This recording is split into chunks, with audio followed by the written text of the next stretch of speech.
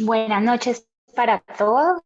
Queremos agradecerles a nombre de la Asociación de Mastología de Antioquia la participación en esta primera parte de una especie de saga, como lo decíamos ahora con el doctor Ginás, eh, acerca del cáncer de mama con receptores hormonales positivos, HER2 negativo. Tenemos unos invitados muy especiales, colegas muy queridos para todos nosotros. Nombramos esta conferencia el día de hoy una visión del manejo actual del cáncer de mama avanzado, como les decía ahora, receptores hormonales positivos, HER2 negativo, y vamos a iniciar esta tanda como de conferencias con una colega muy querida que está en la ciudad de Cali, es la doctora Ana María Fidalgo. La doctora Ana María es mastóloga, trabaja en el Centro Médico Imbanaco y le damos la bienvenida el día de hoy y le agradecemos por participar activamente con nuestra asociación.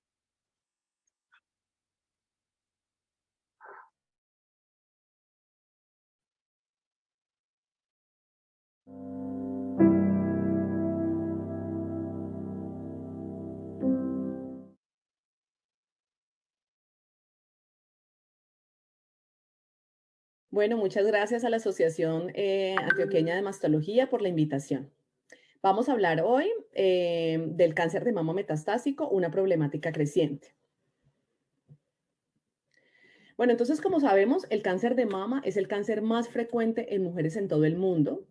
Aproximadamente cada año son diagnosticados 20.8 millones de casos por cáncer de mama en todo el mundo, lo que corresponde aproximadamente a 24.2% de los cánceres más frecuentes diagnosticados en mujeres. Sabemos que más o menos del 20 al 30% de las mujeres con cáncer de mama podrían desarrollar metástasis a distancia, sincrónicas o metacrónicas, y que al diagnóstico inicial, alrededor del 3 al 8% de las pacientes con cáncer de mama se les encuentra metástasis a distancia. Esto significa que 50.000 mujeres cada año recibirán un diagnóstico inicial de cáncer de mama metastásico.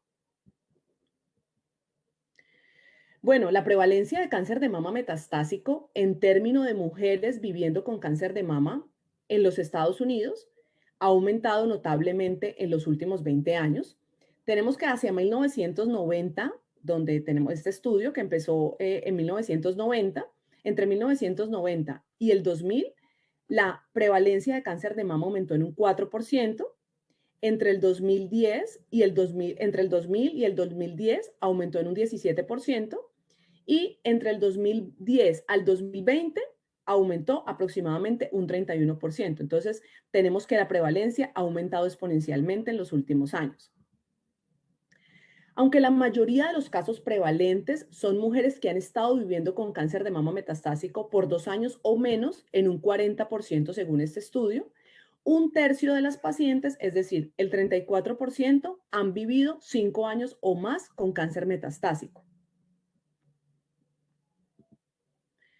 Entonces, ya vemos que la prevalencia por cáncer de mama metastásico ha aumentado significativamente, pero tenemos que estas pacientes sí se está diagnosticando más cáncer de mama metastásico, pero las mujeres con cáncer de mama metastásico ahora también están viviendo más que lo que vivían antes.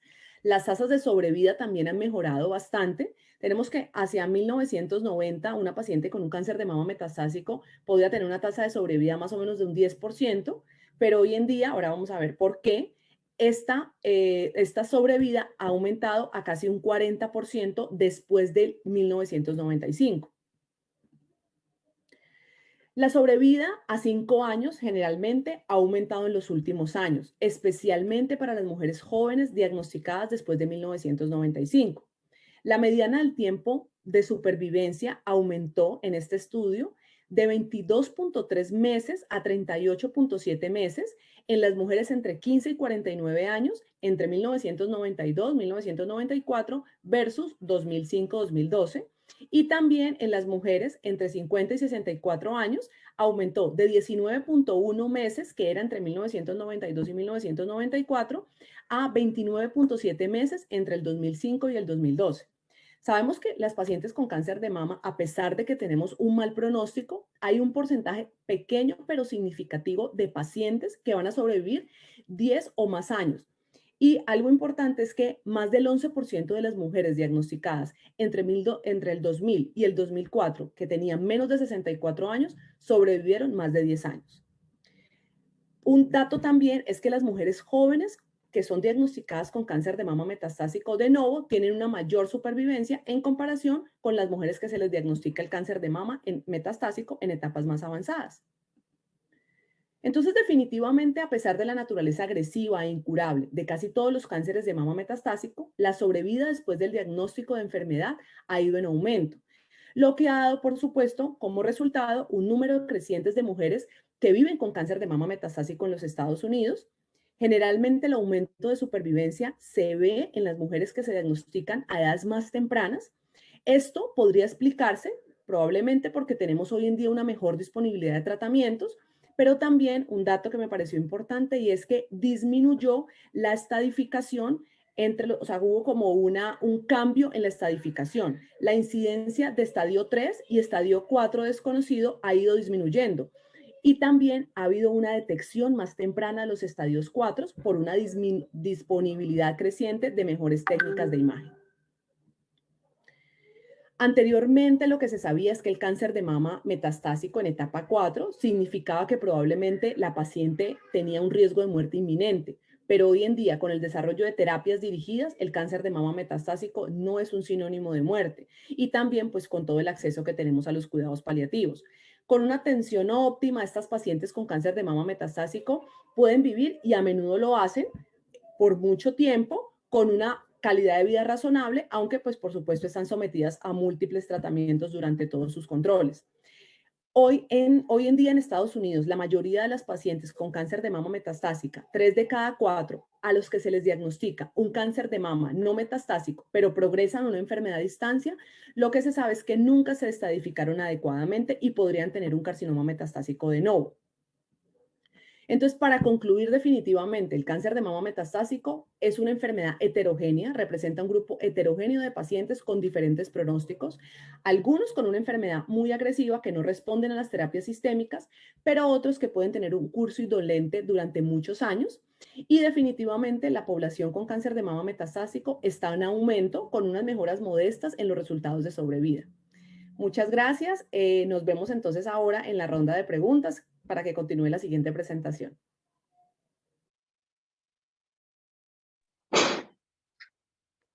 Después de esta excelente introducción de la doctora Ana María, continuamos con el doctor Faustino Bastidas. El doctor Faustino Bastidas es cirujano oncólogo. Se conecta con nosotros desde la ciudad de Pasto. Él trabaja en la Fundación Hospital San Pedro y también hoy le damos la bienvenida y le agradecemos inmensamente que comparte este tiempo con nosotros.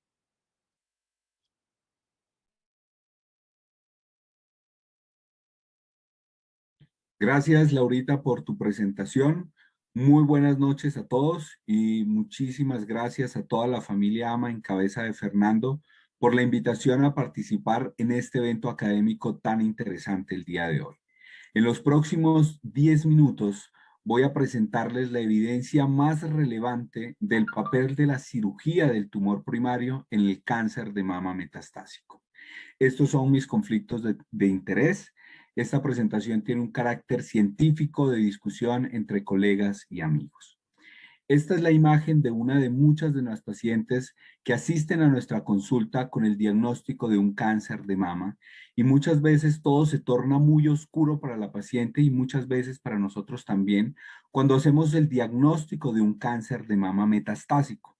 Porque la visión tradicional del cáncer de mama metastásico es que es una enfermedad incurable y el manejo es un manejo sistémico con intención paliativa. Pero cuando hablamos de cáncer de mama metastásico, tenemos que diferenciar de qué tipo de cáncer metastásico estamos hablando. Depende mucho del subtipo histológico, depende si estamos ante una enfermedad ósea o una enfermedad visceral, depende si es una enfermedad oligometastásica y depende también del tipo de paciente que estemos manejando, de acuerdo a sus comorbilidades y a su nivel socioeconómico y psicosocial. Cuando nosotros consideramos la cirugía en cáncer de mama metastásico, por lo general estamos considerando la cirugía paliativa del tumor primario cuando ese tumor se manifiesta con ulceración, sangrado, dolor, que es difícil de manejo para el paciente, o también cirugía paliativa de metástasis como fracturas óseas, en extremidades que requieren un manejo urgente del dolor, o pacientes que hacen compresión medular o derrames pleurales, derrames pericárdicos que requieren algún tipo de intervención paliativa en esas metástasis. Pero hay evidencia en otro tipo de tumores como el cáncer renal, donde la cirugía del tumor primario en enfermedad metastásica tiene un beneficio en supervivencia, y es por eso que también nosotros podemos pensar si eso lo podemos extrapolar a la patología mamaria, especialmente cuando en este momento en el grupo de receptores hormonales positivos tenemos medicamentos con los que podemos mejorar la supervivencia. Y por qué no también pensar si la cirugía de las metástasis también podría tener algún beneficio. Cuando nosotros revisamos si es que existe algún consenso sobre las indicaciones de cirugía en enfermedad metastásica, vemos que no lo tenemos muy claro. Tampoco muchas veces tenemos claro si debemos hacer cuadrantectomía o siempre mastectomía, si cabe, por ejemplo, la realización de un ganglio centinela o incluso una reconstrucción mamaria, y a veces la definición del timing, si debo hacerla antes o después de la quimioterapia. Entonces, dentro de este panorama oscuro que a veces se nos presenta, la evidencia científica es la luz que debe iluminarnos el camino. Para eso tenemos unos estudios prospectivos, unos estudios retrospectivos y unas guías clínicas que nos van a orientar. Dentro de los estudios retrospectivos hay una abundante evidencia que sugiere que hay un posible efecto beneficioso en la supervivencia de los pacientes cuando logramos una resección completa en un grupo de pacientes seleccionados, pero la mayoría de estos estudios retrospectivos tienen sesgo de selección que pueden sesgar los resultados. Dentro de los estudios, quería mencionar este de la doctora Khan y la doctora Mónica Monroe, de la base de datos de cáncer del Colegio Americano de Cirujanos, donde se incluyeron más de 16,000 pacientes y se compararon aquellos pacientes que fueron llevados a cirugía versus los que no fueron llevados a cirugía en un seguimiento de 3 años. Y los resultados es que la supervivencia global en aquellos pacientes con márgenes negativos es del 35%, en márgenes positivos del 26% y en el grupo de pacientes que no fue operado del 17%, concluyendo que existe cerca de un 40% de reducción de la mortalidad en aquellos pacientes que podemos llevar a cirugía y que el impacto es mucho menor cuando tenemos márgenes positivos. Fausto Petrelli recopiló 15 estudios retrospectivos en un metaanálisis y vemos cómo de todos estos estudios la mayoría tiene beneficio a la cirugía, menos en este estudio de la doctora Rapiti del 2006, donde aquellos pacientes con márgenes positivos no tenían beneficio. En este metaanálisis se encontró que existe una reducción de un 30% de la mortalidad de pacientes que son llevados a cirugía. Y la extirpación del tumor primario fue un factor independiente para supervivencia global en el análisis multivariado. Entonces, tratando de responder esa pregunta, ¿a qué pacientes puedo operar? Basado en los estudios retrospectivos, podríamos decir que por lo general estos estudios incluyeron a pacientes que eran más jóvenes, que tenían menor carga tumoral, que eran de un mejor perfil de inmunistoquímica, sin tanto compromiso visceral.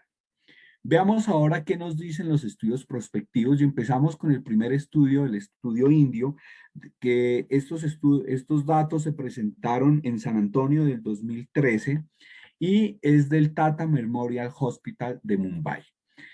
Empezaron con 716 pacientes a los que le dieron primero quimioterapia. Los pacientes que tuvieron una respuesta a la quimioterapia se aleatorizaron en dos grupos de pacientes, aquellos pacientes a los que se les llevó a cirugía y aquellos pacientes a los que no se les hizo cirugía y se continuó con el manejo sistémico. Se les hizo un seguimiento por 23 meses y aquí es importante recalcar que el grupo HER2 positivo no recibió trastuzumab. Cuando nosotros miramos los dos grupos vemos que están bastante equilibrados y los resultados de la supervivencia global en meses, comparando el grupo de cirugía con no cirugía, vemos cómo las gráficas se entrecruzan no encontrando beneficio. En ninguno de los subgrupos tampoco se encontró beneficio y en este estudio se concluye que no existen pruebas que sugieran que hacer cirugía del tumor primario mejore la supervivencia, por lo cual este procedimiento no debe ser parte de la práctica habitual. En el mismo San Antonio del 2013 se presentó este trabajo del doctor Attila Soran, que es el estudio turco, donde se incluyeron 274 pacientes, pero este estudio fue un poco distinto. A estos pacientes no se les dio tratamiento sistémico inicial, o sea, de entrada se randomizaron a un grupo donde se empezó con cirugía y después se les hizo el manejo sistémico versus aquellos pacientes con solo manejo sistémico. Y aquí es importante recalcar que todas las pacientes, a diferencia del estudio indio, todas las pacientes con HER2 positivo recibieron tratamiento adecuado. Cuando vemos la diferencia entre los dos grupos, vemos que en el grupo de tratamiento quirúrgico teníamos un menor porcentaje de pacientes triple negativos y teníamos un mayor porcentaje de pacientes con metástasis ósea única. Eso ya empieza a sesgar un poco los resultados y cuando vemos los resultados en supervivencia global, vemos que el grupo de cirugía tiene una supervivencia del 41%, mientras el grupo no quirúrgico el 24%. Aquí vemos cómo las gráficas se abren y encontramos que la supervivencia global en meses es de 9 meses a favor del brazo con cirugía. En el análisis de subgrupos vemos que hay un mayor beneficio en aquellos pacientes con metástasis óseas únicas, pacientes receptores hormonales positivos, pacientes jóvenes menores de 55 años. Y con este estudio concluyen que la cirugía se podría considerar en pacientes jóvenes con enfermedad receptor hormonal positivo, HER2 negativo y con metástasis óseas solitarias. Es importante, miren, volvamos a la gráfica donde vemos cómo aquellos pacientes con enfermedad metastásica visceral no tuvieron beneficio de la cirugía porque el retraso del manejo sistémico que se dio por la cirugía impactaba en su supervivencia. Estos datos los estábamos esperando. Se publicaron unos datos preliminares en ASCO del 2020. Es un estudio que se encuentra en curso con fecha de finalización en el 2027, donde se mostraron los datos de seguimiento a 3 años en 256 pacientes. Se les hizo primero manejo sistémico y aquellos pacientes con evolución a la quimioterapia se randomizaron a un grupo en el que se llevó a cirugía y un grupo en el que se continuó con manejo sistémico. Y los resultados muestran que no hay beneficio de la cirugía en mejoría de la supervivencia. Por lo tanto, se concluye que no se debe ofrecer cirugía con la expectativa de un beneficio en supervivencia. Obviamente tenemos que esperar los resultados en la publicación final. ¿Se acuerdan del doctor Attila, el del estudio turco, que sí encontró beneficio de la cirugía? Sacó estos comentarios sobre este estudio americano donde él describe que la tasa de supervivencia en el grupo de control fue más alta de lo esperado y eso da una disminución del poder del estudio. Describe que hace falta el análisis multivariado y que se incluyeron un 20% de pacientes con márgenes positivos que ya con la evidencia de los estudios retrospectivos sabemos que son pacientes de peor pronóstico y que se incluyeron pacientes con una alta carga de enfermedad y que la distribución de esos pacientes no se falta el análisis de subgrupo de acuerdo al sitio metastásico y esa comparación de órganos no se especifica. Por lo tanto, el doctor dice que este estudio puede no tener el poder estadístico suficiente para responder la pregunta si la cirugía va a proporcionar una ventaja en supervivencia. Entonces, en resumen, los estudios prospectivos, tenemos el estudio indio y el americano que se encuentra en curso, que no encuentran beneficio de la cirugía, y este ensayo turco que sí mostró un beneficio de 9 meses, que es muy significativo, pero en ese estudio no teníamos una aleatorización equilibrada. ¿Qué dicen las guías clínicas? La última guía de la NCCN que salió en septiembre del 2021 dice literalmente que el manejo del cáncer de mama metastásico debe ser sistémico y que podríamos considerar la cirugía después de un manejo sistémico inicial como paliación de síntomas, y si vamos a considerar la cirugía debemos lograr una resección completa del tumor, y quiero llamar la atención en este punto. Debemos considerar la radioterapia como opción a la cirugía para la evidencia que tenemos disponible y qué le decimos a la paciente con cáncer de mama metastásica que nos va a preguntar si necesitamos operarle o no operarle la mama. Si bien el tema de la cirugía en este grupo de pacientes es un tema controvertido, es importante que quede claro que la base del tratamiento es sistémico. Y cuando nosotros vamos a considerar cirugía, debemos hacerlo dentro de una junta multidisciplinaria. La clave está en que podamos hacer una correcta selección de los pacientes y que tengamos en cuenta la opinión y las necesidades del paciente y su familia, y por lo general vamos a incluir pacientes receptores hormonales positivos, pacientes jóvenes con enfermedad ósea oligometastásica o con enfermedad metastásica estable después del manejo sistémico. Siempre tener en cuenta la edad, las comorbilidades, tener en cuenta la morbilidad quirúrgica. Muchas veces nosotros nos animamos a hacer cirugías que podrían ser muy radicales, generando una morbilidad quirúrgica, y aquí recalcar nuevamente que debemos considerar la radioterapia, que logra un muy buen control de la enfermedad locorregional con probablemente en algunos casos menor morbilidad. Y si vamos a operar un paciente, hagamos un control locorregional desde el principio, con márgenes negativos, incluyamos la cirugía a nivel axilar, incluyamos la radioterapia. Como todo, nuestra conducta médica frente a nuestros pacientes debe tener un fundamento filosófico del sentido común y la evidencia científica. Cuando vayamos a tomar una decisión, es importante que concentremos la energía y los recursos en terapias probadas que puedan prolongar la vida de nuestros pacientes. Esta es la panorámica de mi hospital en Pasto. Están todos bienvenidos. Ahí están mis teléfonos de contacto y nos vemos más tarde en la sesión de preguntas. Muchísimas gracias. Muchísimas gracias al doctor Faustino por la excelente presentación. Y ahora continuamos con el doctor Iván Vega, médico nuclear de la Clínica Las Américas en Medellín. Bienvenido, doctor, y muchísimas gracias por estar compartiendo este tiempo con nosotros.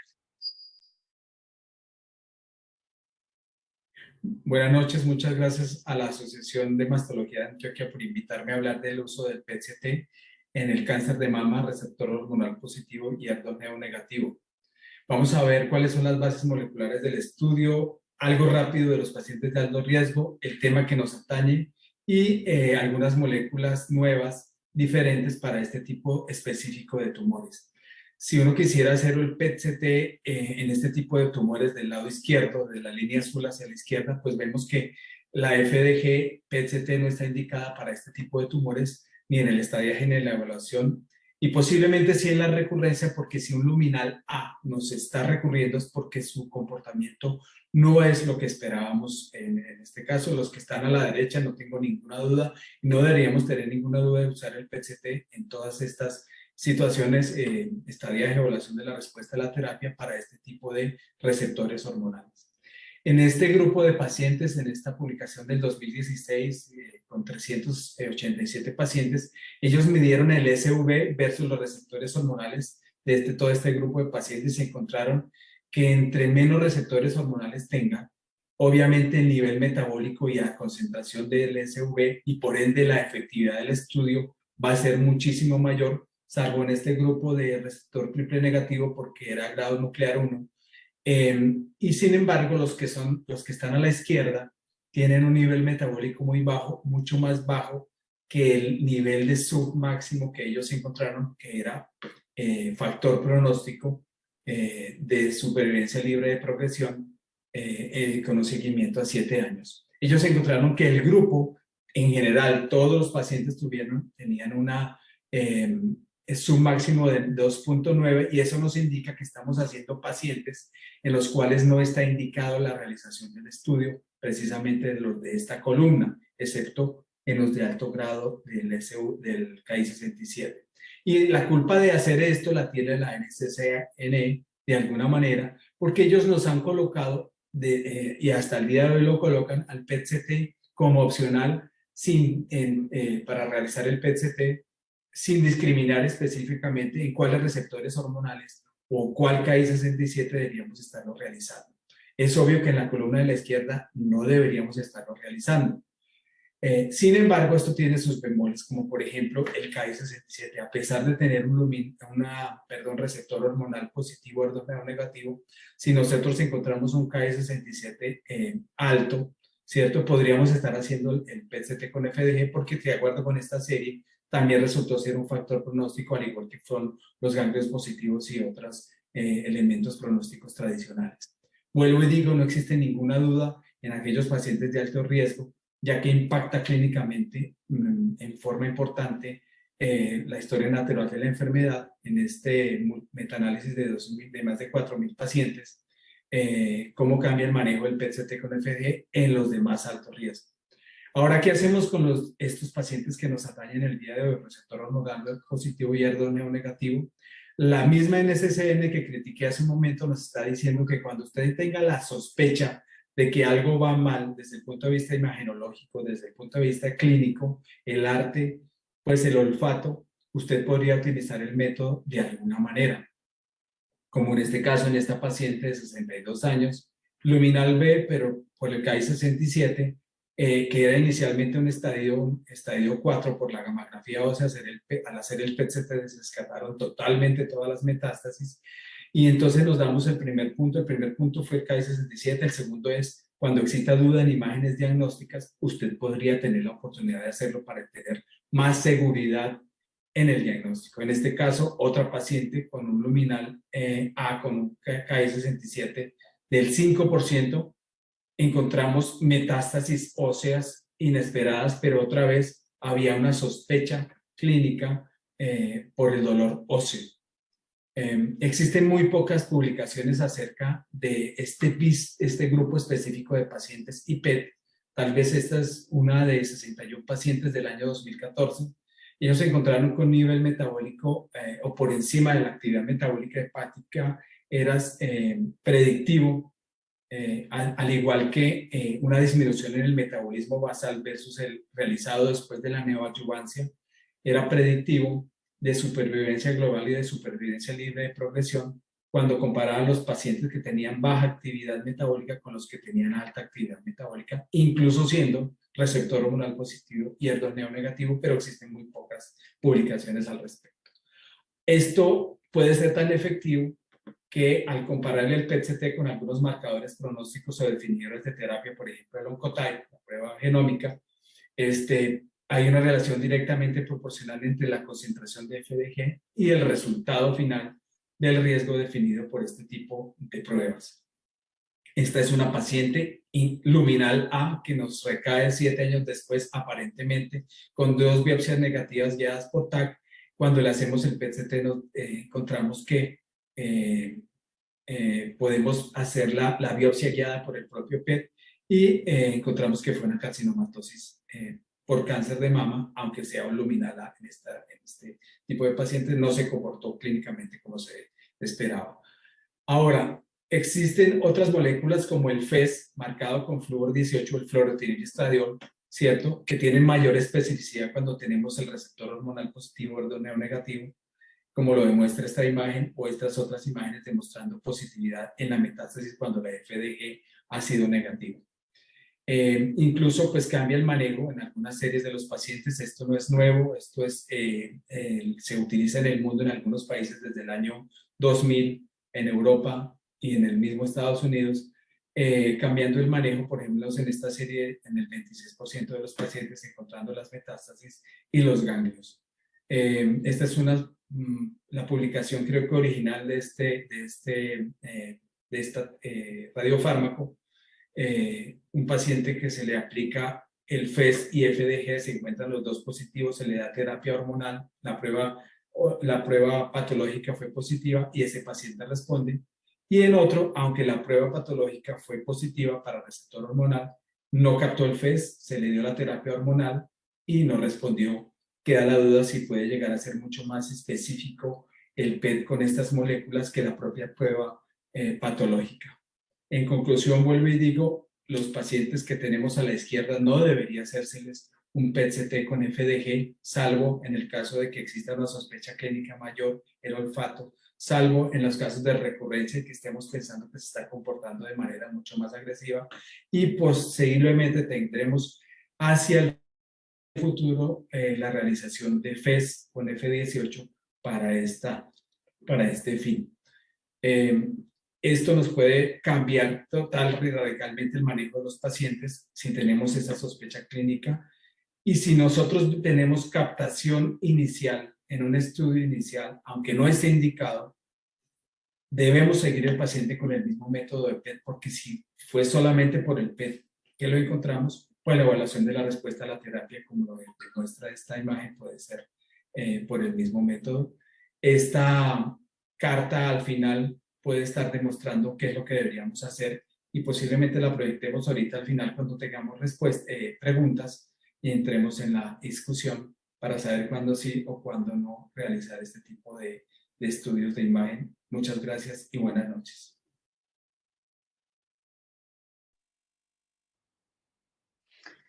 Doctor Iván, muchísimas gracias por acompañarnos esta noche y por esa excelente presentación. Y vamos llegando al final de nuestras presentaciones de esta noche con el doctor Néstor Ginás, oncólogo clínico en la Clínica Vida. Le damos hoy la bienvenida a Néstor y esperamos que sigan aquí conectados todos. Muy buenas noches. Primero que todo, agradecer a la Asociación de Mastología de Antioquia por la invitación y a todos ustedes por su participación.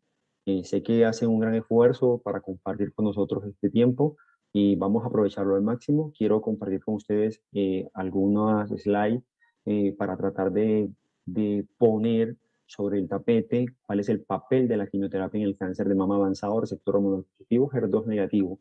¿Por qué sí, por qué no? Realmente la tendencia actual es utilizar cada vez más las terapias endocrinas para los pacientes con enfermedad metastásica, receptores hormonales positivos, HER2 negativo. Pero aquí vamos a mirar qué evidencia existe y cuál es el escenario que nosotros como clínicos debemos analizar para poder utilizar la terapia citotóxica en este escenario. Estos son mis conflictos de interés. Y les voy a presentar este primer estudio. Este primer estudio básicamente es un estudio grande, es una revisión sistemática que reúne más de 140 publicaciones internacionales y donde se logra recuperar información de más de 50.000 pacientes y con eso hace un metaanálisis en red que pues básicamente confirma lo que todos sabemos y es que en primera y segunda línea, en consonancia con lo que las guías internacionales nos orientan a utilizar, se debe utilizar terapias endocrinas solas o combinadas, preferiblemente combinadas cuando están disponibles en los pacientes con enfermedad metastásica, receptor hormonal positivo, HER2 negativo. Y básicamente eso está todo reunido en las guías internacionales de la NCCN, ASCO y en las guías de ESMO. Las guías de ESMO, unas guías con las que estamos muy familiarizados todos nosotros porque son unas guías muy prácticas.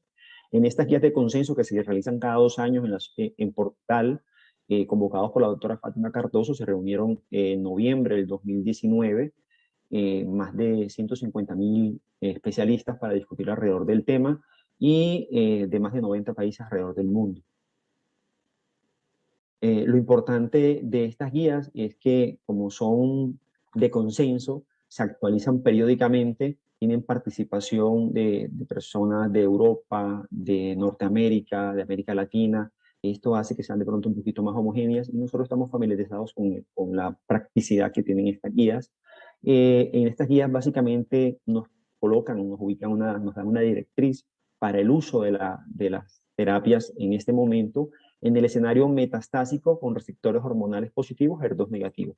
Y enfatizan que las opciones para tratamientos en primera y segunda línea básicamente es la terapia endocrina como la opción preferida en este escenario, incluso en presencia de enfermedad visceral, tanto en mujeres jóvenes como en mujeres de edad avanzada, o sea, premenopáusicas, perimenopáusicas o posmenopáusicas en hombres también. La única excepción a esta indicación es la presencia de crisis visceral.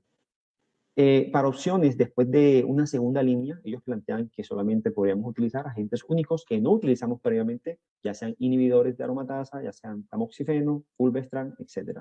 El abemaciclib, que es un inhibidor de ciclinas, como agente único también es una opción potencial para usar luego de haber utilizado más de 2 líneas de tratamiento. Reutilizar medicamentos con los cuales progresó previamente después de una respuesta inicial observada en estos pacientes, no hay una evidencia clara con relación a poder utilizarlos. Existen estudios clínicos comparativos de terapias endocrinas más terapias dirigidas versus quimioterapias monoagentes que no demuestran diferencias en los términos de eficacia. Y es aquí donde de pronto vamos a hacer énfasis nosotros porque estos son estudios clínicos de fase 3 que tienen un buen soporte en la evidencia para poder utilizar en este momento terapia citotóxica aún en el escenario de pacientes con expresión de receptores hormonales positivos HER2 negativos. La terapia endocrina de mantenimiento después de la quimioterapia es una opción razonable. Es una opción razonable teniendo en cuenta la proporción de pacientes que nos llegan con enfermedades de bajo volumen o enfermedad oligometastásica, en quienes luego de tratamientos locorregionales, estos pacientes pueden derivar beneficios de terapias de mantenimiento de tipo endocrino. Así como existen estudios clínicos que recopilan información y evidencia sobre la utilidad de la terapia endocrina en el escenario metastásico con receptores hormonales positivos HER2 negativos, también existen estudios clínicos y revisiones donde se han de pronto reunido una serie de información de pacientes que soportan en este momento la indicación y la utilidad de la terapia citotóxica o de quimioterapia para el manejo del cáncer de mama avanzado. Esta es una revisión donde básicamente se recopilaron estudios de registro, pero además de eso se recopilaron estudios de fase 2 y de fase 3, y ellos pudieron concluir que la mediana de sobrevida global para estos pacientes en términos generales era de 2 años en los diferentes estudios de registros, que la eficacia entre los diferentes medicamentos citotóxicos en sus diferentes esquemas era muy similar, que las terapias combinadas eran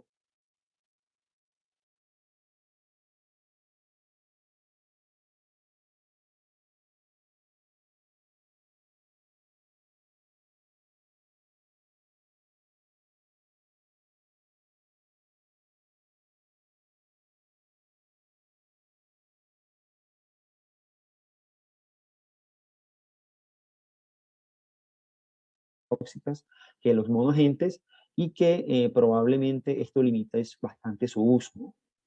También observan que la estrategia de utilizar monoagentes por tiempos prolongados o de mantenimiento era mejor por la tolerancia que se presentaba y por el mantenimiento del beneficio, en contraparte al uso de esquemas combinados donde sabemos que existen mejores tasas de respuesta, pero mayor incidencia de efectos tóxicos, ¿no? Por la sumatoria de la toxicidad de este tipo de terapias. Al igual que las terapias endocrinas, en el mundo real, los agentes citotóxicos cuando son utilizados en terceras líneas o posteriores, el beneficio realmente es marginal. Y los pacientes podrían eventualmente derivar mayor beneficio cuando estas terapias se utilizan de forma más temprana, no en primera, pero probablemente en segunda línea después de una progresión a un inhibidor de aromatasa. Además, las guías internacionales también guardan un espacio para la terapia citotóxica. Prueba de ello, la guía de NCCN tiene en su última versión un capítulo aparte en el que se consideran los regímenes de tratamientos sistémicos, o sea, quimioterapias, para tratar la recurrencia irresecable, ya sea locales, regional o a distancia, en el escenario metastásico, no solamente para pacientes triple negativas, sino para pacientes también con receptores hormonales positivos HER2 negativos Y los regímenes preferidos, aquí los mencionan o los muestran, las antraciclinas, los taxanos, los antimetabolitos, son utilizados frecuentemente por nosotros en primeras y segundas líneas, así como en los escenarios neoadyuvantes y adyuvantes. También hay otros medicamentos que también recomiendan, menos utilizados, como el docetaxel, la pirubicina, el nab-paclitaxel y el hexabepilone. Existen también ciertas consideraciones para que en determinadas circunstancias podamos utilizar esquemas combinados, dado que ofrecen mejores tasas de respuesta en la enfermedad, pero además de eso también podemos hacer que el paciente sintomático mejore rápidamente de su condición sintomática, haciendo que probablemente podamos obtener un mejor control de la enfermedad y mejorar su calidad de vida. Algunos esquemas conocidos por nosotros, como el CMF, el EC, el AC, gencitabina con plaquitaxel, gencitabina con carboplatino, entre otros. Pero además de en este momento existir una carrera para posicionar las moléculas endocrinas en la terapia de primera y segunda línea para el control o el tratamiento de la enfermedad metastásica receptor hormonal positivo HER2 negativo, también existe una carrera para posicionar las terapias citotóxicas o las quimioterapias en este mismo escenario. Entonces, esto ha llevado a utilizar nuevas moléculas, como por ejemplo en este estudio que se presentó en San Antonio en el año 2019, donde compararon en este estudio la presentación de plaquitaxel oral, una nueva molécula, contra el plaquitaxel endovenoso conocido por todos nosotros. Se hizo una aleatorización a esos dos grupos de tratamiento de pacientes con enfermedad avanzada bajo el diseño de un estudio de fase 3, con enfermedad medible estos pacientes y que previamente habían utilizado terapias tanto citotóxicas como terapias endocrinas, un ECOG entre 0 y 1. El objetivo primario era observar las tasas de respuestas objetivas evaluadas por un grupo independiente a través de los criterios RECIST, y su objetivo secundario era la sobrevida libre de progresión y la sobrevida global. Básicamente se les daba terapia oral semanal, ciclos de 3 semanas que se repetían cada 3 semanas, y la terapia endovenosa era cada 21 días. Se daban 6 ciclos y se evaluaban con 2 escáneres consecutivos los pacientes que presentasen o que se documentara una respuesta o una estabilización de su enfermedad, podrían pasar a una fase de extensión con 9 o más ciclos de quimioterapia en cualquiera de los dos brazos. Esas son las características basales más importantes de los pacientes que se recopilaron. Recalcar aquí que había una población importante de pacientes de edad avanzada, no representados en la mayoría de estudios de fase 3, donde comparamos las terapias endocrinas actuales. Entonces, acá vemos que una cuarta parte de los pacientes tienen más de 65 años y la mayor proporción de estos pacientes en este estudio tenían la expresión de receptor hormonal positivo, HER2 negativo. Otra de las características basales importantes en estos grupos de pacientes en los ensayos clínicos aleatorizados con quimioterapia en este escenario es el número de compromisos, o sea, el número de enfermedad metastásica en cuanto a volumen y el número de órganos afectados. Y vemos acá, por ejemplo, que el compromiso visceral de estos pacientes superaba el 70%. Entonces, es importante tenerlo en cuenta para cuando vayamos a hacer extrapolaciones en poblaciones del mundo real, en nuestros escenarios de nuestros pacientes, tengamos en cuenta estos resultados para poder usar o para poder discernir el uso adecuado de las terapias endocrinas versus las terapias citotóxicas o quimioterapias. Aquí vemos el endpoint primario, el cual se cumplió porque la tasa de respuesta fue alrededor del 40% en la molécula oral, en el taxano oral, versus 25% en el taxano endovenoso. Cumplió el primer objetivo, por lo tanto, este fue uno de los trabajos presentados de forma oral en San Antonio. Marcó un hito en cuanto a que fue una de las primeras moléculas que, además de demostrar beneficios en cuanto a la eficacia, demostrada tanto por las tasas de respuesta como por las supervivencias globales que se pudieron establecer en estos dos grupos, estimándose una media de 27.9 para el Taxol oral y una media de 16.9 meses para el Taxol endovenoso. Además de eso, se pudo demostrar un mejor perfil de tolerancia, manifestándose o expresándose a través de esta gráfica por una menor incidencia de neurotoxicidad, que es una de las toxicidades limitantes para el uso de los taxanos en el escenario metastásico en pacientes de edad con comorbilidades en el largo plazo.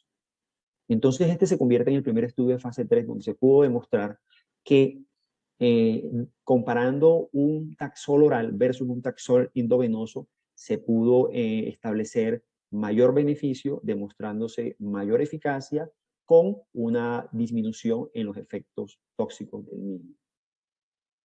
Este es otro estudio clínico de fase 3 que se presentó en San Antonio 2020, el estudio Contessa. Es un estudio donde no solamente utilizamos un taxano oral, sino que combinamos al taxano oral, sabiendo de los conocidos beneficios del taxano oral, le adicionamos la capecitabina oral, que también tiene beneficios probados en el escenario metastásico de la enfermedad receptor hormonal positivo HER2 negativo.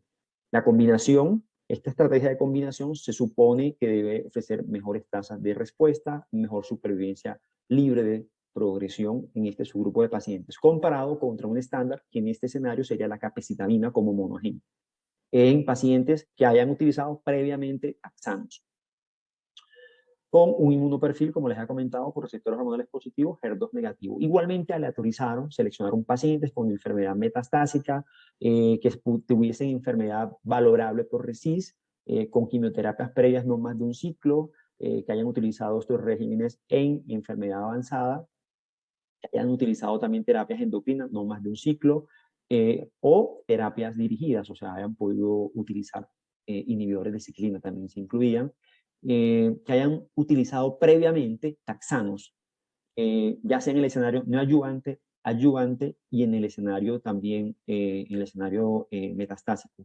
Esto es importante porque el taxano es una de las moléculas que más utilizamos en los pacientes con enfermedades localmente avanzadas, independientemente del inmunoperfil. O sea, para pacientes con enfermedad localmente avanzada, receptores hormonales positivos, HER2 negativo, en la neoadyuvancia, por un alto volumen o por alto riesgo, ese es uno de los sistemas de tratamiento estándar que se utilizan en este momento. Por lo tanto, se seleccionaron pacientes que hayan estado expuestos a esta molécula, pero que hayan tenido más de un año o más de 2 años de haberlo usado para poderlos clasificar de acuerdo a el tiempo de uso previo.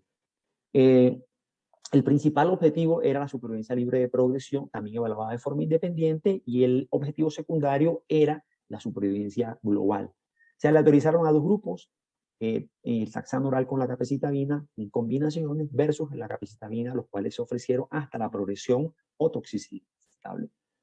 Estas son las principales características basales, muy parecidos a las características de los pacientes con enfermedad metastásica con receptores hormonales positivos HER2 negativos, que van a este tipo de tratamientos. Miren, el ECOG es un ECOG de 0 hasta más de 2, o sea, pacientes que son los que vemos a diario en nuestra consulta, pacientes que también, si observamos en la parte inferior de esa misma lámina, han tenido terapias previas, tipo taxanos, antracíclicos, alquilantes, terapia endocrina, e incluso han tenido inhibidores de ciclinas. Y del lado derecho vemos un gran porcentaje de compromiso visceral en estos pacientes, ya sea pulmonar, hepático u óseo, pero alrededor del 80% de estos pacientes tenían compromiso visceral. Esta es la curva de supervivencia libre de progresión que nos demuestra que la combinación de un taxano oral con una capecitabina oral es superior a la capecitabina como monoagente. Esto también se confirma en el análisis de subgrupos de este Forest Plot, donde se hace un análisis y que de forma independiente, o sea, independiente del subgrupo de edad, del estado de COP del paciente, del tiempo en que haya utilizado el taxano, ya sea más de 2 años o menos de 2 años, que si tiene uso de inhibidores de ciclina previo, que si tiene compromiso visceral o no, independientemente de estas variables, hay un beneficio claro para la terapia de combinación de un taxano oral asociado a una capecitabina. También se demostró las tasas de respuesta. Miren, tasas de respuesta de casi del 60% cuando usas la combinación versus 41% con capecitabina monoagente. No solamente la tasa de respuesta, sino las tasas de mantenimiento o tasas de control de enfermedad a los 6 meses. Vemos que es casi del 70% para la combinación y del 50% para la capecitabina monoagente. Estas son las toxicidades, se mantienen casi que las mismas toxicidades conocidas y manejadas por nosotros, que son las toxicidades hematológicas, gastrointestinales y las generales, síndrome mano-pie, neuropatía, la cual es muy importante. Y cuando ya hablamos de las toxicidades más importantes, grado 3, grado 4, en más de un 5%, aquí predominan las toxicidades hematológicas en el subgrupo de tratamiento de combinación. Entonces, esta combinación, este ensayo clínico se convierte en la evidencia de que las terapias combinadas citotóxicas de forma oral, ya no endovenosa, sino de forma oral, pueden ofrecer un beneficio adicional cuando se comparan con la capecitabina, que se considera un estándar de cuidado para este tipo de pacientes. Tenemos una herramienta o un elemento más para utilizar en este escenario de nuestras pacientes en el mundo real. El siguiente estudio es un estudio que también se presentó en San Antonio en el 2019, el estudio PEAR. Ese estudio PEAR es un estudio de fase 3 que fue publicado en Annals of Oncology en el 2020 y es muy importante porque es el primer estudio de fase 3 que compara cabeza a cabeza tratamiento endocrino combinado versus quimioterapia monoagente.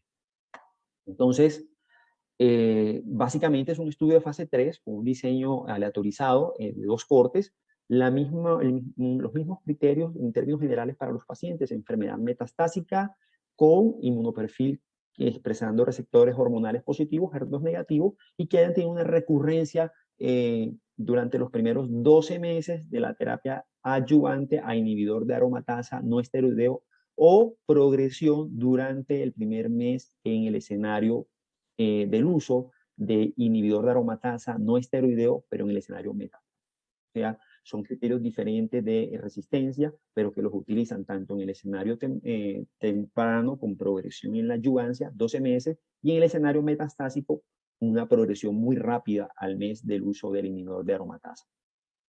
Estos pacientes deberán tener enfermedad medible y además de eso podrían haber utilizado en el escenario metastásico por lo menos una línea de quimioterapia citotóxica y que no hayan utilizado previamente ni la capecitabina, ni el exemestane, ni el fulvestrant, porque eran los comparadores en este estudio. Se aleatorizan a 2 cortes. En la primera corte eran pacientes que se utilizaron como la combinación de palbociclib como inhibidor de ciclina y el inhibidor de aromatasa exemestane comparado con la capecitabina dosis estándar. Y en la corte 2 se implementó posteriormente porque dada la presencia de las mutaciones del receptor de estrógeno y entendiendo o conociendo que el fulvestrant es uno de los medicamentos que tiene la capacidad de superar esta resistencia, entonces hicieron una combinación de forma inteligente entre un inhibidor de ciclina con un fulvestrant para poder vencer esa resistencia luego de haber progresado un inhibidor de aromatasa. Y lo compararon con la capecitabina, esa es la corte 2, que es una de las cortes más importantes, porque en los análisis posteriores vamos a ver que estos pacientes logran una supervivencia libre de progresión muy similar. Estos pacientes fueron tratados en sus diferentes cortes hasta la progresión objetiva de la enfermedad, hasta deterioro clínico, o sea, empeoramiento de los síntomas, hasta toxicidad intolerable, hasta muerte de los pacientes o hasta retiro de su tratamiento.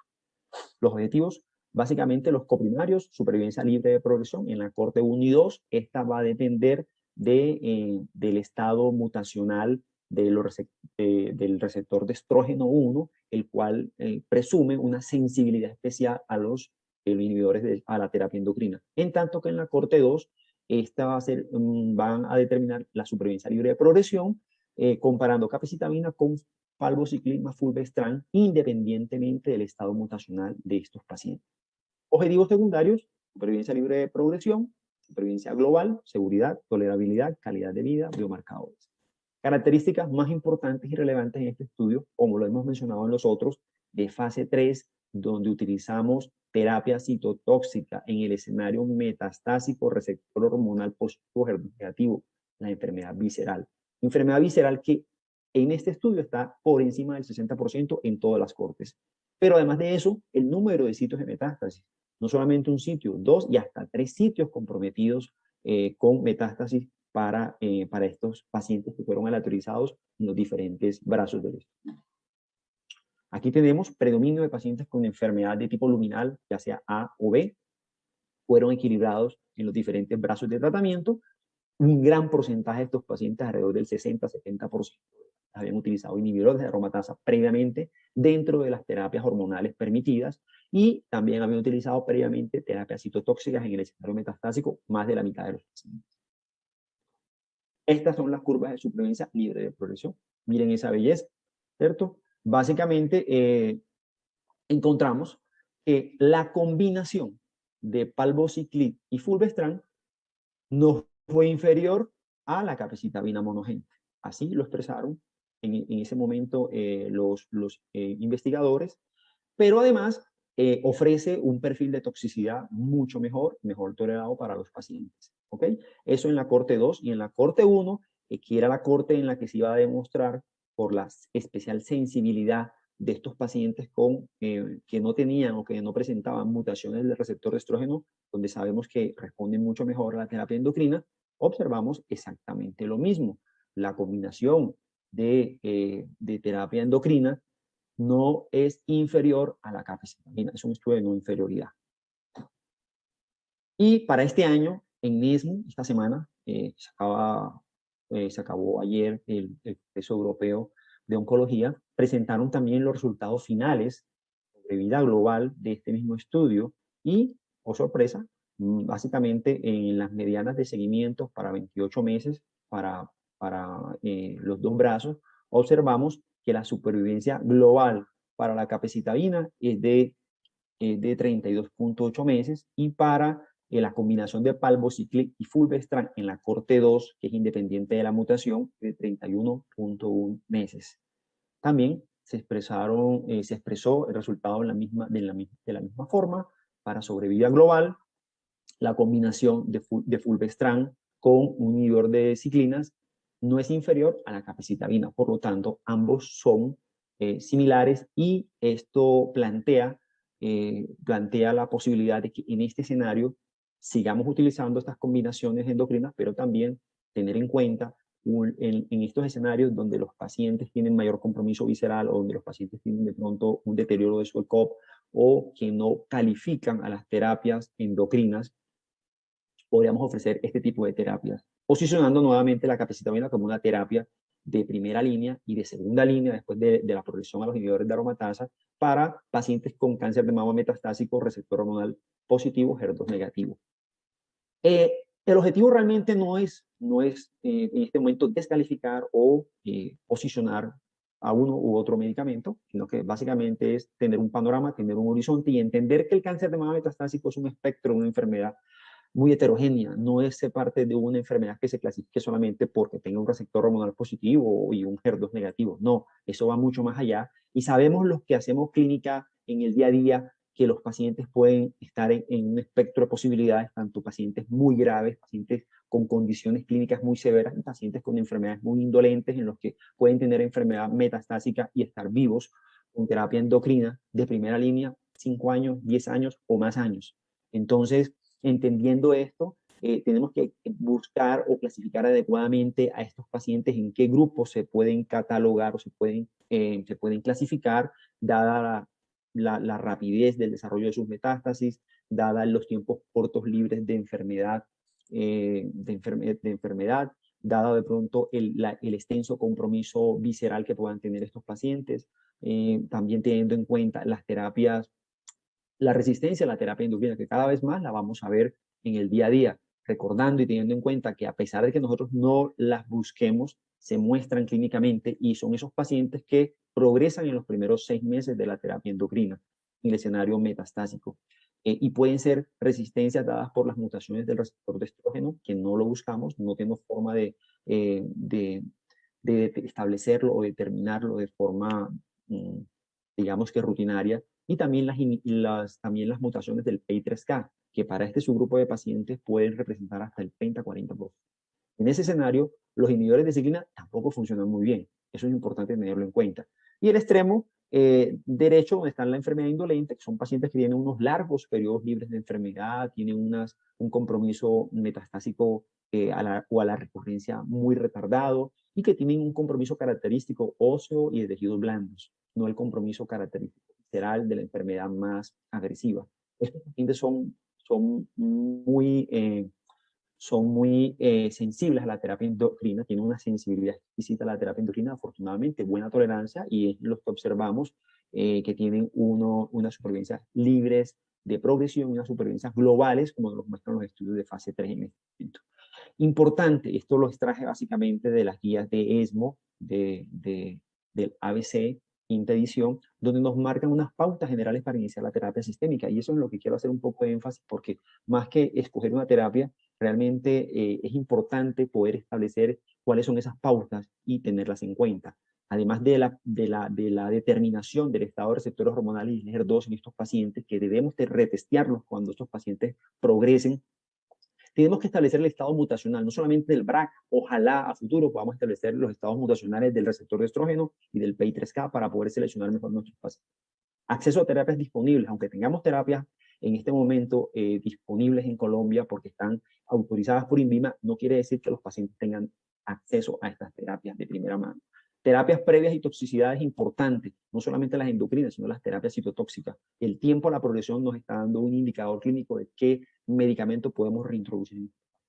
Intervalos libres de enfermedad muy importante. Miramos cómo estas guías, ellos colocan siempre unos términos, un mes, 6 meses, 12 meses, para intentar reintroducir o hacer un lavado o una reintroducción de este tipo de medicamentos. La carga tumoral es supremamente importante, sobre todo cuando usted va a establecer la presencia de una condición que es la crisis visceral, aunado a la clínica del paciente. La biológica es importante, el estado funcional de los pacientes, dado que no todos los pacientes tienen el COP 0,1, que es lo que los estudios de fase 3 nos indican para poder avalar el uso de estas terapias de combinación endocrina en este escenario clínico. Las comorbilidades de los pacientes, como les comentaba anteriormente, son pacientes, en una gran mayoría, añosos, con comorbilidades, en los que no podemos extrapolar todos los resultados de los estudios de fase 3, en los que nos han dicho que primera línea y segunda línea, sí o sí hay que darles este tipo de terapias, pero hay que contextualizar y hay que seleccionar estos pacientes. El estado menopáusico es súper importante y es determinante, sobre todo en su grupo de pacientes, y teniendo en cuenta que muchos pacientes en edades premenopáusicas o perimenopáusicas que tienen recaídas, hay que hacer un buen control de la parte de la menopausia. Rápido control de la enfermedad, o sea, si nosotros queremos hacer un control rápido de la enfermedad, tenemos que decidir rápidamente qué le podemos ofrecer a ese paciente. Entonces, tenemos que conjugar una serie de variables para poder determinar esto. Factores socioeconómicos son muy importantes, los factores psicológicos del paciente, las terapias disponibles en este momento y las preferencias del paciente. Importante entonces, y para llevar a casa el mensaje, es que tenemos un armamentario muy importante, un armamentario para poder hacer frente a las recurrencias y a la enfermedad metastásica, receptor hormonal positivo, HER2 negativo. Y no se nos olvide que la quimioterapia todavía juega un papel muy importante en ese escenario, papel que tenemos que tener claro y saber cuándo podemos utilizar este tipo de herramientas, porque da muy buenos resultados todavía. Y es importante tenerlo claro para pacientes con crisis visceral, pacientes con resistencia endocrina, que ya sabemos que un porcentaje, que es un 50% de pacientes que van a hacer resistencia endocrina por las mutaciones que les comentaba. La respuesta a quimioterapias previas es importante para poder reintroducir estos medicamentos y la tolerancia a estas mismas terapias. Enfermedad de alto volumen que requiere también terapia citotóxica, el ECOG del paciente, donde a veces vamos con ECOG entre 0 y 2 y a veces 3. Estos pacientes pueden ser rescatables con terapias monoagentes orales o endovenosas. Tasas de respuesta similares, ya vimos, estudios de fase 3, que nos están mostrando cabeza a cabeza, eso nos está mostrando que hay unas tasas de respuesta muy similares, alrededor del 50-60%. Y la eficacia, que todavía es un endpoint muy importante, en estos estudios de fase 3 se ha demostrado que la eficacia es muy similar y que quizá la ventaja en este momento o la desventaja para la quimioterapia es la seguridad, la intolerancia por los efectos secundarios. Súper importante discutir con los pacientes, con los familiares de los pacientes y tratar de mostrarles el escenario real, porque a veces o nosotros tenemos unas expectativas muy altas o a veces el paciente y la familia tienen una expectativa muy alta. Y en ambos escenarios eso yo creo que daña la relación médico-paciente y realmente a veces no tenemos los resultados esperados, falta de colaboración del paciente o de la familia. Importante también tener en cuenta que aunque la decisión es individualizada, no se toma de forma individual. Sería interesante estos casos discutirlos en los escenarios de juntas médicas o de staff interdisciplinarios donde podamos tomar decisiones en conjunto para beneficio de nuestros pacientes.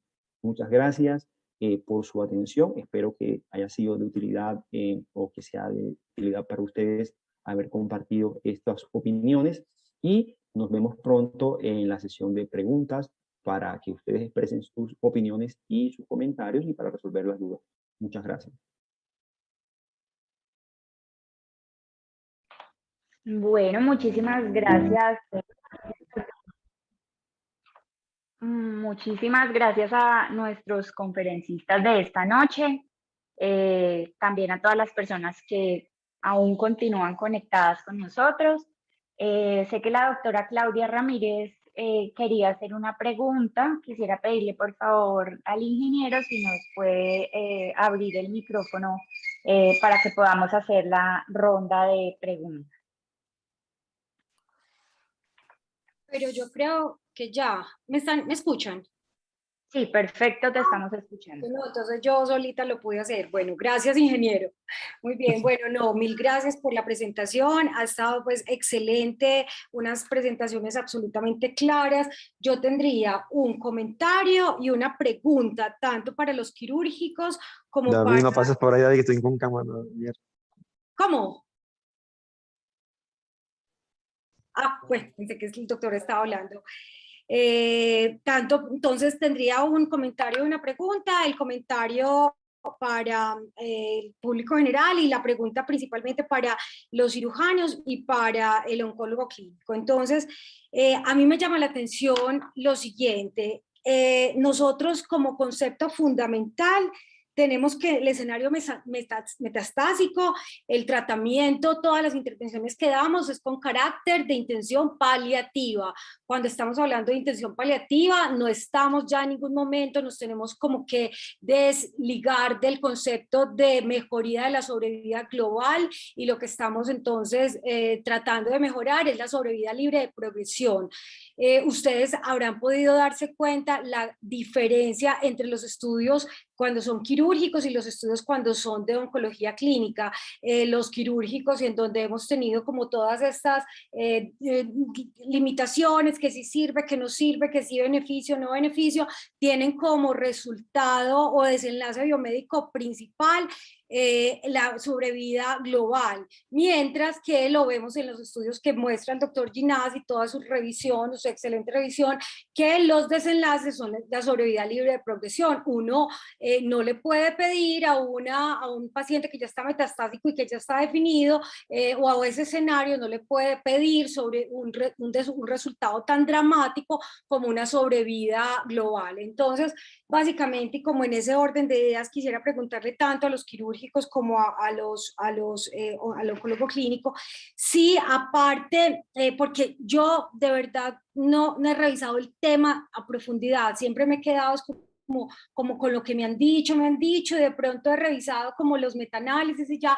pero dentro de la revisión que hicieron, sí incluyen en los estudios quirúrgicos, entonces me refiero al estudio indio, al turco, al americano, sí están incluyendo como desenlaces secundarios, incluyen la supervivencia libre de progresión, porque con una supervivencia global, me parece incluso pues yo muy llamativo que nos hayan mostrado este estudio turco que efectivamente se había pues como una diferencia significativa. Entonces, si encontraron por ahí, y si encontraron, y esta sería pues principalmente para el doctor Faustino, si en los análisis de su grupo lo presentan, porque lo presentan de una manera mucho más detallada, porque nos hablan de en pacientes jóvenes, en nervios sobreexpresado, pero no eso lo presentan en tablas que lo justifiquen, porque nos dan como unas recomendaciones finales, pero yo no sé si hay tablas de análisis por subgrupos que estén justificando la recomendación. Mil gracias.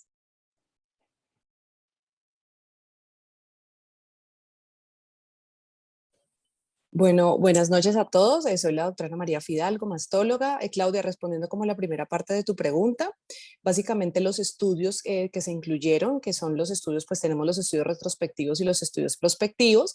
Específicamente en los estudios prospectivos, el endpoint primario, realmente la sobrevida global media, que ellos colocaron un límite básicamente en algunos estudios de 2 años, en otros estudios de 3 años, y como endpoint secundario, ellos utilizaron la progresión locorregional. Realmente puntualmente en esos estudios que presentó el doctor Faustino, y pues ya igual el doctor Faustino lo va a aclarar. Básicamente lo que se miró fue sobrevida media global y la progresión locorregional. Como tal, no hablan de sobrevida libre de enfermedad como tú lo mencionas. Ahí tenemos pues el estudio turco, el estudio indio y el estudio americano, que tenemos pues como unos resultados preliminares que se presentaron en ASCO del 2020.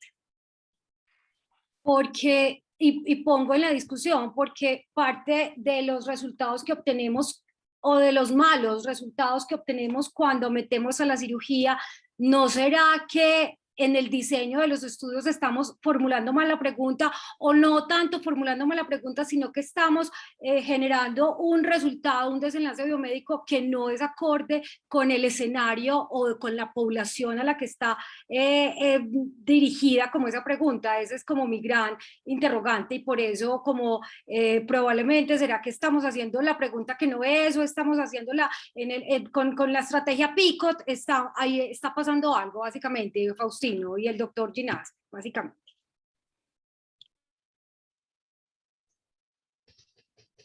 Hola, buenas noches, gracias por la pregunta. Mira que la gran mayoría de los estudios, su objetivo principal era evaluar si la cirugía logra algún beneficio en la supervivencia, porque los estudios retrospectivos habían mostrado una mejoría significativa.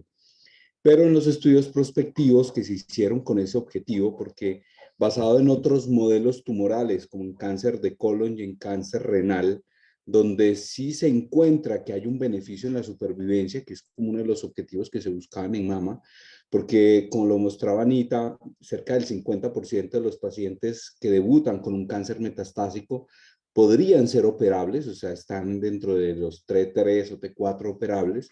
Entonces se buscaba ver si a esos pacientes les podríamos ofrecer cirugía con un beneficio en supervivencia. Pero pues los estudios prospectivos, como lo mostré, no muestran que se encuentre ese beneficio realmente. Y en el único estudio que lo encontramos, que fue en el estudio turco, pues hay problemas en relación a la distribución de los grupos. En el ensayo turco sí mostró un beneficio de 9 meses, pero como lo mostré, la leotrización no estaba bien equilibrada. Ese grupo de los quirúrgicos tenía menos triple negativo, tenía más enfermedad oligometastásica. Entonces, yo creo que hay que esperar un poco más los resultados del estudio americano. Y en cuanto a tu pregunta puntual de la supervivencia libre de recaída, pues probablemente en los estudios sí se muestra un ligero incremento, pero no es un resultado categórico.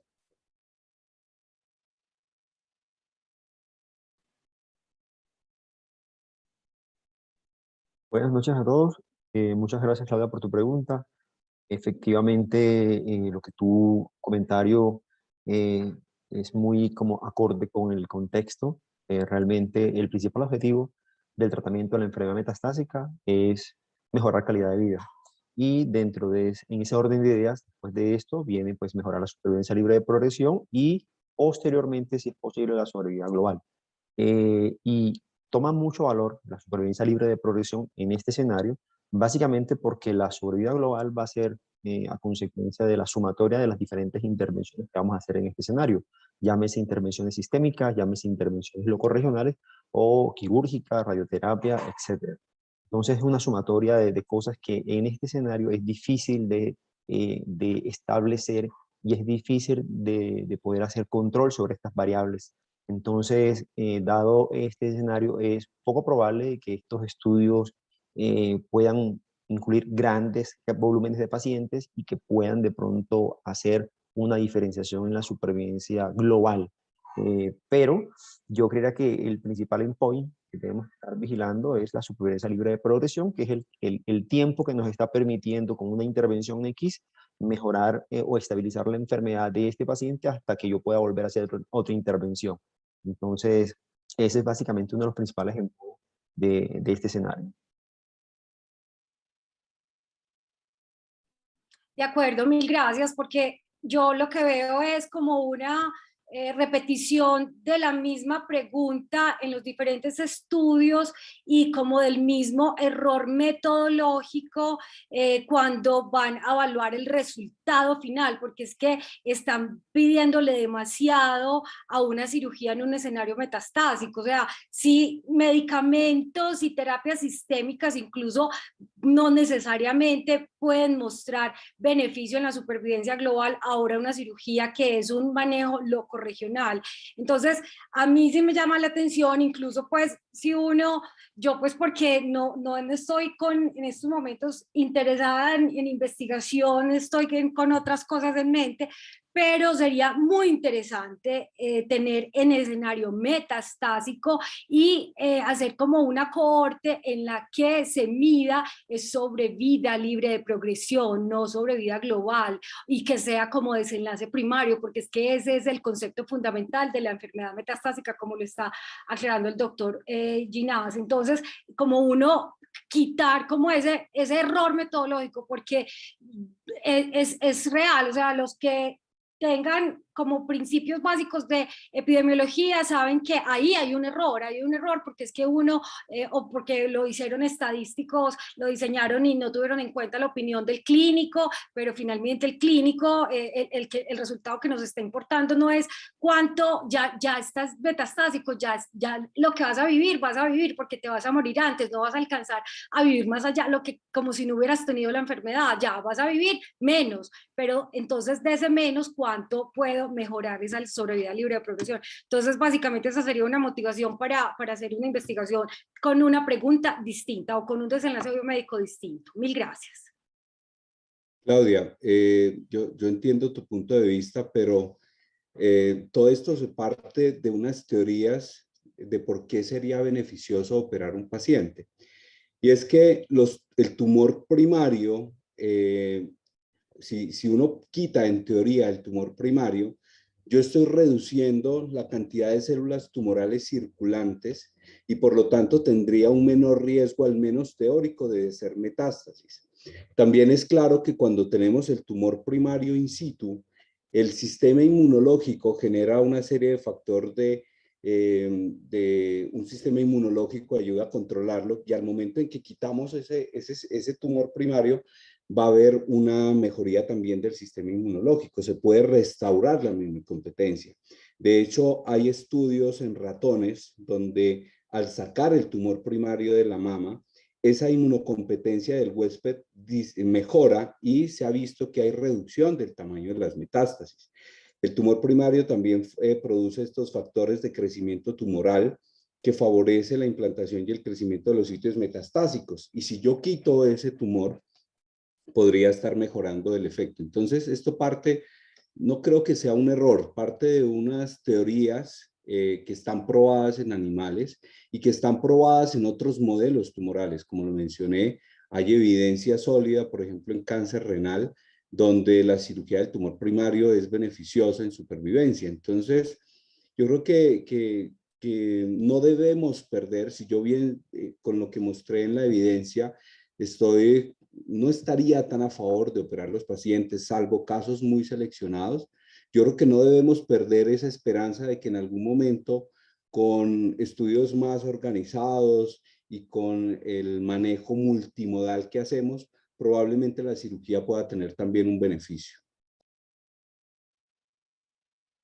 Estoy de acuerdo contigo, Faustino. Yo también pienso que sí, teóricamente hay un beneficio en disminuir, por supuesto, y resecar ese tumor por todo el tema de la inmunomodulación, reducir células tumorales circundantes, células madres también. Pero definitivamente yo pienso que tenemos que esperar, pues obviamente los próximos ensayos clínicos, los que se encuentran en curso, que hay más o menos 4 ensayos que están en curso, y uno de los ensayos que está en curso sí tiene como un endpoint secundario la sobrevida libre de progresión. Entonces sería pues como muy interesante, inclusive es un estudio turco que se encuentra en curso, es un estudio fase 3, para de acuerdo, por supuesto, a esos resultados, como tener una evidencia como más contundente y por supuesto tomar la decisión clínica para nuestros pacientes.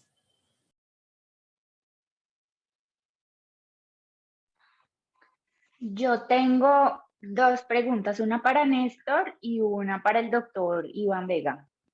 A Néstor, porque las dos son pensando en la posibilidad de que algún día lo tengamos, ¿qué consideraciones tienen de lo que revisaste y que nos mostraste ampliamente como la evidencia con respecto a la toxicidad de los taxanos orales?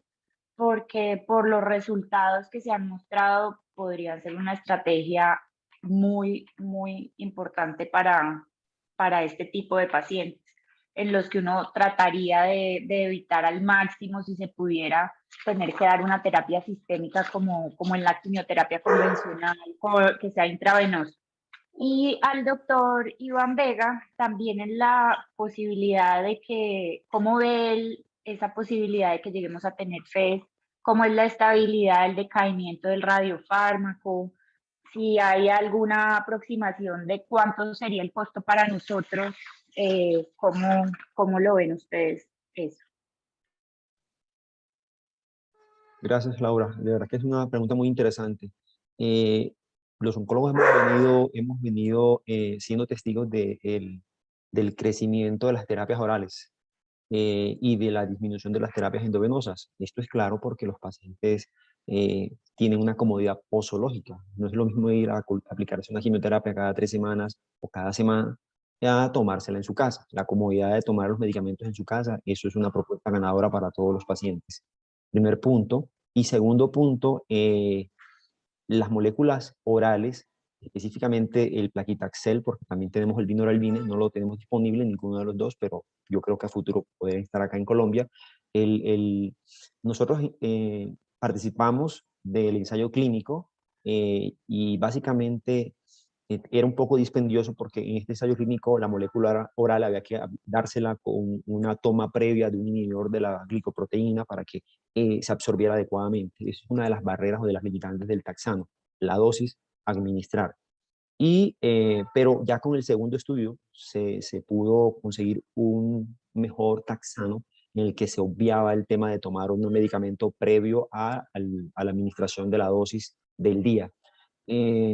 Una vez superada esta barrera, yo creo que es una propuesta ganadora no solamente como monoagente, sino como una molécula que se puede dar en combinación con otras terapias como la capecitabina, por los resultados que acabamos de ver. Y esto va dado básicamente porque los efectos secundarios que nosotros de pronto más tememos son la alopecia para estas pacientes, la neurotoxicidad y los efectos hematológicos. Entonces, con este tipo de medicamentos, los orales, muchas de estas toxicidades disminuyeron en el estudio clínico de fase 3 donde nosotros participamos. Había un poco más de toxicidad gastrointestinal, obviamente por la vía de administración, pero en términos generales la tolerancia fue mucho mejor. Entonces, todas estas moléculas ganadoras realmente en el escenario metastásico son moléculas ganadoras y yo creo que a un futuro muy cercano las vamos a tener aquí y vamos a empezar a utilizarlas en combinación en este escenario, donde hemos visto muy buenos resultados.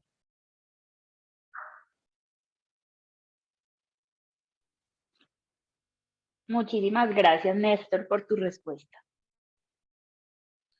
Hola, muchas gracias por la invitación otra vez y la pregunta. Definitivamente, teniendo el flúor 18 FDG, pues hemos tenido un gran avance en la ayuda que le podemos dar al paciente oncológico bajo muchos aspectos. Pero nosotros, y también hacia ese punto, y es la especificidad de la molécula cada vez más. Quiero aquí hacer un paralelo en lo que ha pasado. De pronto los oncólogos conocen más del tema que los mastólogos por obvias razones, con otra molécula que se llama PSMA, flúor 18, para el cáncer de próstata, que revolucionó y cambió totalmente, está cambiando totalmente el manejo del cáncer de próstata desde el estadiaje y la recurrencia, por la especificidad que da llegar al receptor específico de membrana de próstata. Esta molécula nos tardamos en sacarla, digamos, aquí en Colombia, en tenerla, precisamente por lo que tú preguntabas, si es la estabilidad. Inicialmente marcábamos otra que se llama colina y también se marcaba con carbono 11, otro isótopo radiactivo de un tiempo de vida muy corto que no permitía volar o llevarla a otras ciudades. Y desde hace 2 años tenemos En Colombia, afortunadamente, otra cantidad de moléculas, incluida el PSMA, marcada con el flúor 18. El flúor 18 es un isótopo que tiene una vida media relativamente más larga, 2 horas, y nos permite hacer transportes. Desde Bogotá y desde Medellín se transportan estos fármacos a Barranquilla, a Cali, a Bucaramanga, para que sean usados en esas ciudades. Entonces, lo importante es que es una molécula así muy estable. Y a lo que voy es que sí, el FES se utiliza desde hace mucho tiempo en muchos lugares del mundo. Y lo que tenemos que lograr es obtener o llegarle al receptor específico del estradiol, para poder dar tratamiento específico, como mostré en algunas de las fotos allí, y de alguna manera lograr impactar, porque al fin y al cabo lo que nosotros hacemos no es otra cosa que ayudar al paciente desde el punto de vista de parar la historia natural de la enfermedad. Y yo creo que esta molécula sí va a cambiar. ¿Cuándo llegará? No lo sé, pero no creo que sea más allá de 2 años. Y con respecto al costo, pues definitivamente, por ejemplo, si yo comparo la FDG con el PSMA que estamos utilizando para el cáncer de próstata, el PSMA cuesta por lo menos 1,5 veces lo que cuesta un estudio PET de FDG, pero el impacto sobre el manejo es de más del 70% en el cambio en los manejos. Y entonces yo no dudo que con esta otra nueva molécula podamos lograr obtener un impacto similar en el cáncer de mama en todos esos pacientes en los que yo dije allí que la FDG no tiene utilidad. Muchísimas gracias, doctor Vega, también por su respuesta. Si hay alguna otra pregunta, algún otro comentario, o si no, damos por terminada nuestra sesión de hoy, no sin antes invitarlos para que se conecten con nosotros dentro de 8 días. Vamos a continuar con esta serie de presentaciones con otros invitados espectaculares, entonces, por favor, no se lo vayan a perder. Muchas gracias, buenas noches. Muchas gracias, Laurita, por la presentación. Un abrazo a todos. Muchas gracias por la invitación. Muchas gracias, feliz noche para todos, muchas gracias. Chao, mil gracias. Chao, Laurita, gracias. Chao.